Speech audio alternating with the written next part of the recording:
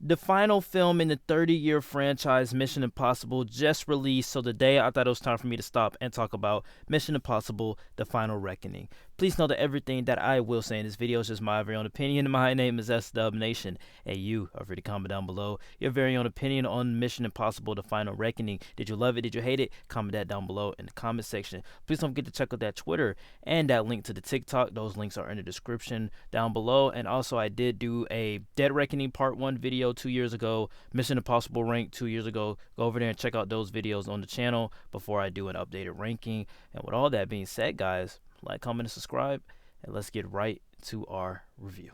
When the need for certainty is absolute and the odds are deemed impossible, the mission falls to him. Should he choose to accept? I love the Mission Impossible franchise. It's one of the most consistently great film franchises of the last couple of years. So with that being said, let's move right into the good. And the good thing that comes to mind here is that there's a certain finality to this film that you just gotta respect. It's hard enough ending a trilogy. Imagine ending a 30-year franchise. And well, Tom Cruise and Christopher McQuarrie did it. I can't believe how cohesive everything feels and how they were able to pull everything together, truly feeling full circle by the end. Tom Cruise continues to entertain the audience with high octane action, and in my opinion, this is some of the best stuff that they've done, best set pieces that they've done in the entire franchise. With this being the finale, it has to be bigger, it has to be bolder, and it has to be better, and they delivered on that large scope and big scale action set pieces, all of that great stuff. I think on a technical level, all of the action set pieces are probably the best they've ever been in the franchise. There's a reason why they call it Mission Impossible. And in this film, they kind of live up to the name. We follow Tom Cruise as he navigates through a submarine that's in the depths of the ocean, 100-something feet from the surface.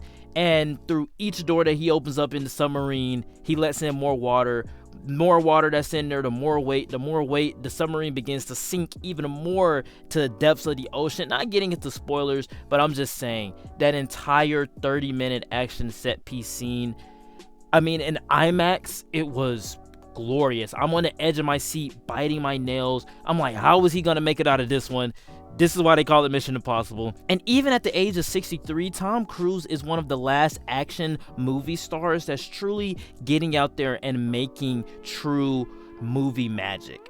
And I think that's incredible because you see it. You see the passion, you see the artistry, you see the craft, and you see the dedication that Tom Cruise has to entertaining the audience on screen. Like I said before, especially in IMAX. And on that note, it's truly what I wanted from Dead Reckoning, or Part 1. On a story level, there's a lot to be desired here because you're not only concluding a 30-year franchise, but you're also trying to pay off what was set up from Part 1 in this Part 2. And I think that the story here is just a lot stronger than Dead Reckoning. The payoff to me felt earned and satisfying. I also love the fact that the film is talking directly to the audience when it asks us to trust Ethan Hunt / Tom Cruise one last time. I love the fact that Ethan Hunt is just this guy who, he doesn't know everything. He's not all knowledgeable. He's not all powerful. All he has is his word and trust. And I think those are great qualities to have in a protagonist, and it kind of makes you want him to succeed even more. The stakes are huge here, they're grand for the film, and they'll create some very emotional moments at times for me. Knowing that this was the finale, I found myself scared for all of the characters, including Ethan Hunt. I mean, of course, yeah, it's called Mission Impossible. Of course, Tom Cruise survives the most insane stunts, but there was a time in this movie where I was like, oh yeah, like okay, that's a wrap. Like how does he make it out of this one? He doesn't make it out of this one. Like that, there's no way that he makes it out of this one. So I just thought that, wow, the way that they were able, even in this 8th film, 30 years later, they're still finding ways to keep us on the edge of our seats, scared for these characters, scared for our protagonists, and found a way to up the stakes just enough to where they're bigger than before. While I can rave and say I love this movie to the ends of the earth, I will say that there are some things that I need to talk about. So with that being said, let's move right into the mix.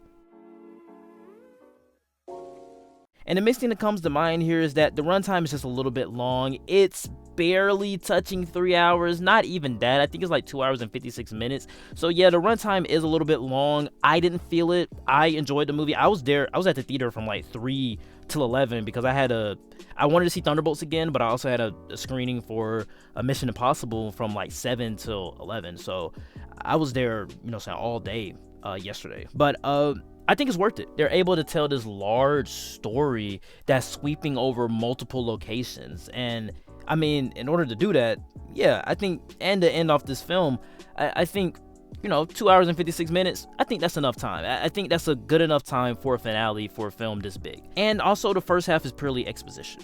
But again, once you finish all of that, I think that last hour is probably the best of the franchise. It's probably the best Mission Impossible film for me. Like I walked out of it and I'm like, dude, this is freaking incredible. It's insane how for 30 years every movie gets better and better. You walk out saying that's my new favorite, or that's my new favorite. And even though Dead Reckoning Part 1 that didn't work for me as much as I wished it did, I'm like, dude, Final Reckoning is freaking incredible. And I honestly can't wait to see it again. I really can't wait to see it again. Another thing here, this movie spent $400 million to make. You see the budget. It's all on the screen. But you guys could have made it for cheaper. $400 million is a little bit too much. I think $400 million is definitely a little bit too much.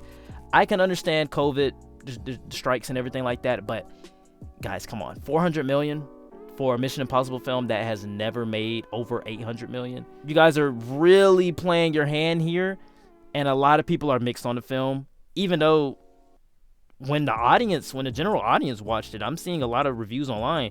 The general audience is loving it. Like, everybody's loving this movie except for the critics that watched it first, which is odd. And the bad thing that comes to mind here is that the Entity isn't as big of a threat here as in Dead Reckoning. My issues with that film is that they had a lot of potential with the AI. They had some glimpses of what I really wanted from an AI, from the voice switching and the hacking into other people's comms and satellites and stuff, stripping them away from the internet. I think that's cool. I really like that. But in other cases, Dead Reckoning didn't use the AI to its fullest potential. I felt as though this one is more so focusing on trying to bring everything full circle by the end of the film. I just feel as though there's a little bit more left to be desired from the whole AI villain thing. In conclusion, Mission Impossible: The Final Reckoning ends a 30-year franchise in a grand, spectacular way. It's thrilling, it's emotional, it's epic.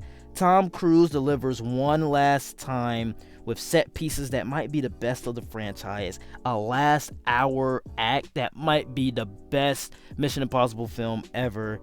It comes full circle by the end, bringing in characters and plot lines from 3, from 1, from 4, from 5, all of it becoming full circle by the end, giving me not just a great experience in IMAX, I gotta stress that, see it in IMAX, but also a very satisfying conclusion to this 30-year run.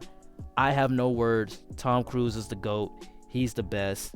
I'm gonna give this film an A+ and a 9.7 out of 10. It's my second favorite film of the year. Sinners, it hasn't beat Sinners. This is the reason why I love movies.